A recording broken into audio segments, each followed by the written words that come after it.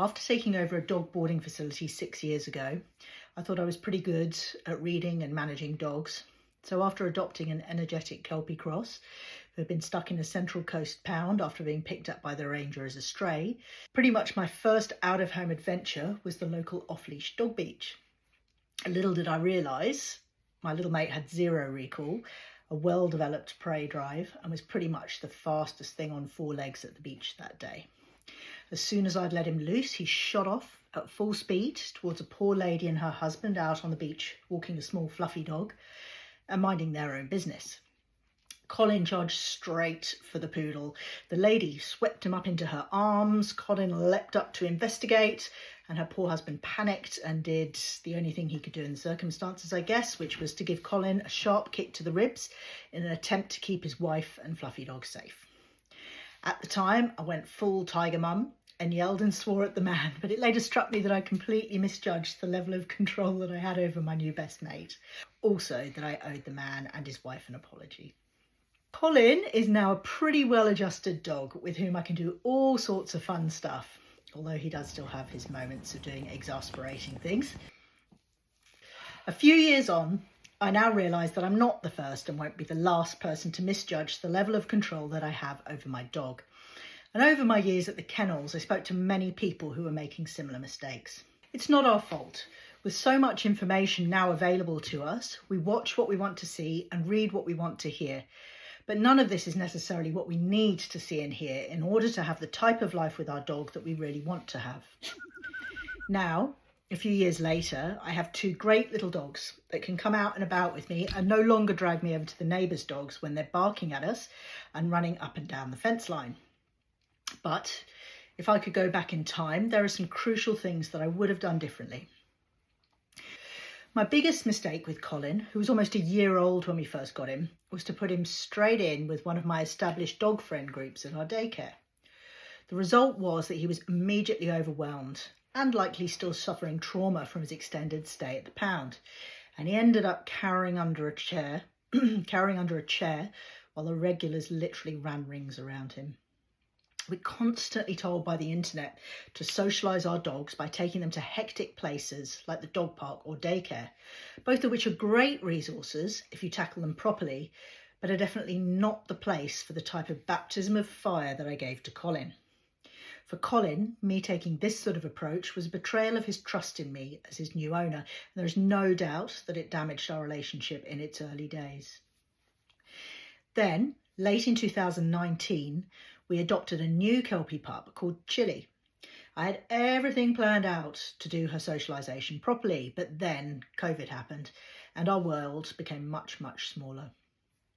Learning from my mistakes with Colin, I did things much more methodically and was able to give her the exposure that she needed in spite of our limited amount of freedom in and out of lockdowns.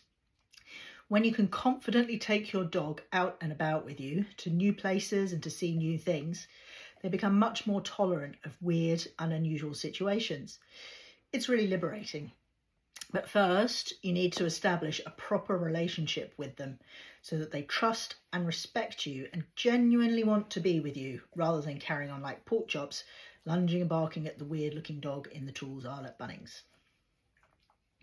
Given that Chilli was a young pup, still well within the critical 16-week socialisation window when we got her, I was able to take her out and about with me, and the best thing was being able to take her to our local dog club to work on our relationship while surrounded by other dogs and their handlers.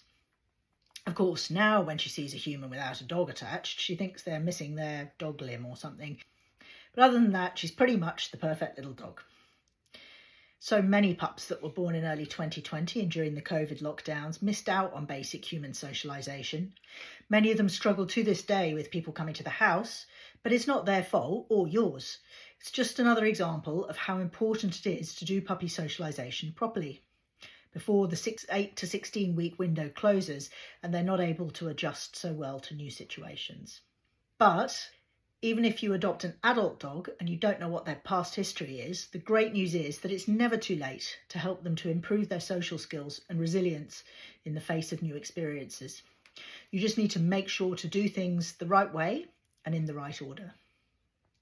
Another common mistake that I would see in our daycare and when out and about is where dogs get so excited to play with other dogs that they bark and lunge and try to drag their owner over to other dogs every time they see one.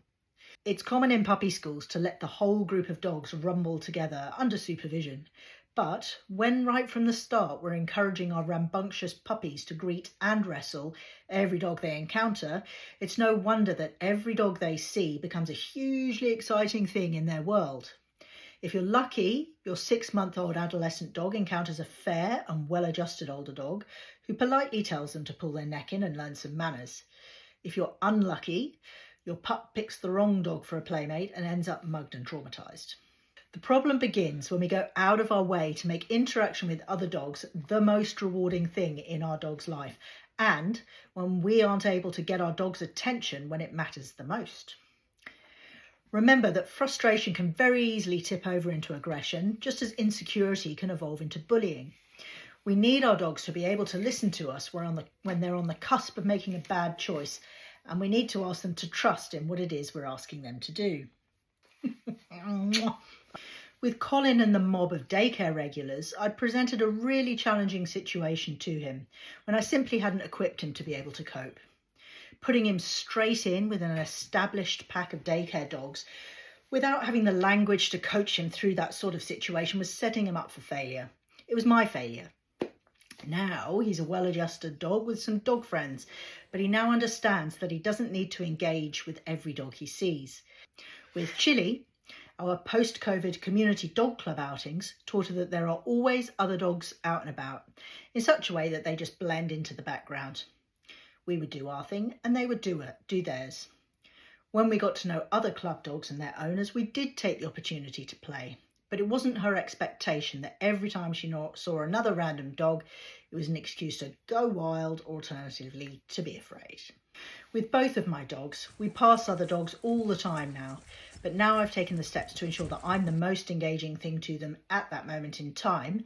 The sight of another dog is a signal to tune in and interact with me, not with the other dog.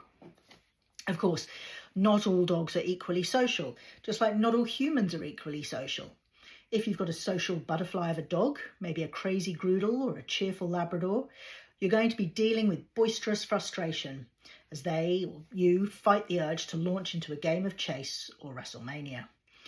If you've got a more standoffish German Shepherd or a stubborn cattle dog, on the other hand, they may have no interest in interacting with the other dog and are more intent on controlling the situation before anything unpredictable happens. The uncertainty of whether they can control the situation or not can easily tip over into anxiety and aggression. I'm generalising, of course, but given that all dogs have a different level of sociability as part of their innate personality, each dog needs more or less exposure to other dogs during their training to prevent or cure them of reactivity. Don't make the mistake that I and so many other owners do and leave it up to chance. But how to get your dog to actually pay attention when they spot their nemesis eyeballing them from across the street. I struggled with this one for a fair while. I knew that Colin would launch himself over the back of the sofa if he heard me take the lid off the tub of kibble, but out and about, it was a different matter entirely. I really wanted to fix this, and like all the smiley and self-righteous trainers on the internet told me to do, I tried using increasingly smelly and delicious high-value treats to try and coax him away from whatever it was that I wanted him to ignore. But after the first couple of times, it didn't work. He just wasn't interested. But once I started using a good proportion of his daily kibble for training only, he still got his like a real food dinner, but his breakfast kibble was put in a treat pouch and given to him over the course of the day as a part of his training. He really switched on to how he could manipulate me into giving him more biscuits, and he's now incredibly food driven. What I wish I had known then is that without using a language of clear communication between me and my dog, there was no way to let him know exactly when and where he had done something wrong. As far as he was concerned, every time we took a walk around the neighbourhood, I was getting just as worked up as he was about the fluffy white dog charging up and down the fence line screeching. I think he truly believed that I was just the weight on the end of the leash, making it harder for him to get himself over there to do something about it. Once I had taught him that yes means party time and that that's enough meant stop doing what you're doing, you feral beast, I was able to teach him exactly how I expected him to behave in any given situation. Once you have proper ways to say to your dog, I like that or I don't like that, you're in a much stronger position to take your dog out into the world and have them behave how you want them to. So, in hindsight, the big mistakes that I made with Colin were 1. Socializing too much too soon. 2. Not establishing a clear language of communication between us. 3. Failing to establish myself as the most important thing to pay attention to at the most important times. And 4. Letting him off the leash when the chances of him coming back were close to 0. These mistakes are so common. People talk to me all the time about how they wish their dog would pay attention, come back when called, and not bark and lunge at other dogs. But the good news is that it's never too late to get to grips with these common problems. If any of this sounds familiar and you're in the Nelson Bay, Port Stephens area, click on the link below and we can book in a free evaluation call to see how we can help you get on top of your dog's embarrassing behaviour and fix their reactivity. The even better news is that if you complete our course and we can't improve your dog's behaviour, then we offer a 100% money back guarantee. So if you're ready to fix your dog's reactivity, click on the link below. I can't wait to get to know you and your dog.